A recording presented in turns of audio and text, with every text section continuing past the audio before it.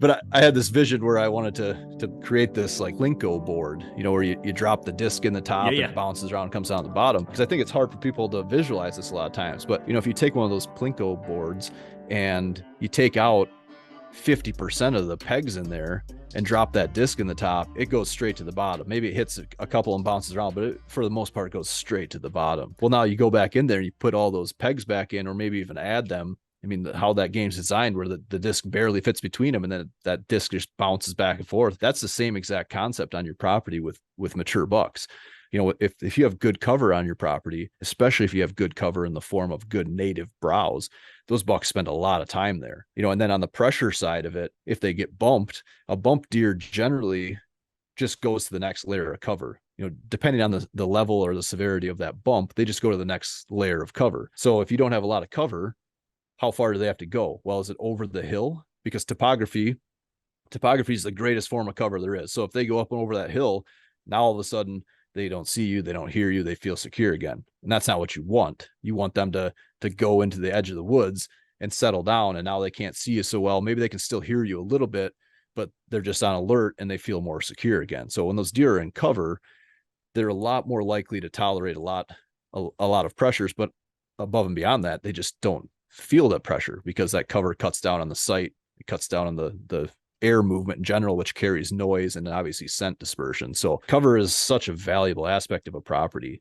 And that's why the switchgrass thing is so popular, right? Because switchgrass is quick cover, a relatively easy, quick form of cover, but it's not exactly the best that you can do for your property, in pockets here or there along edges and whatnot. But if you have a big area, you're kind of doing your wildlife a disservice if you just focus purely on switchgrass and not more of a native prairie habitat with pockets of shrubs. And that's what you're working on your property, right? Is putting those pockets of shrubs and trees and using those, not just in a pocket, but creating that edge, because deer are an edge species. So it's unbelievable how we kind of have gotten away from that concept of how those deer follow those edges, where, I see it all the time in our area, and I'm sure you've seen it in your area. You drive around Illinois, Iowa, southern Minnesota, now a lot of Wisconsin, where you had these fence rows that, a lot of smaller properties and fence rows separating them all, and those deer would follow those fence rows all the time.